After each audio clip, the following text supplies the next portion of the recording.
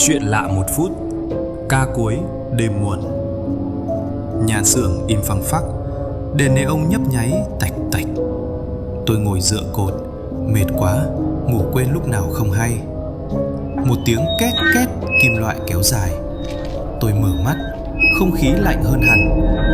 Tôi nhìn đồng hồ treo tường, kim giờ đứng yên. Xung quanh máy móc đều tắt, nhưng bóng người trên sàn không phải của tôi. Sau lưng vang lên tiếng thở rất gần. Tôi nín thở, mồ hôi lạnh chảy dọc sống lưng.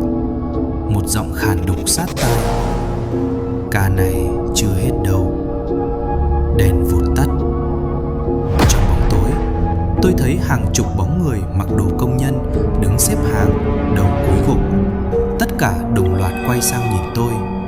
Giọng thì thầm vang lên: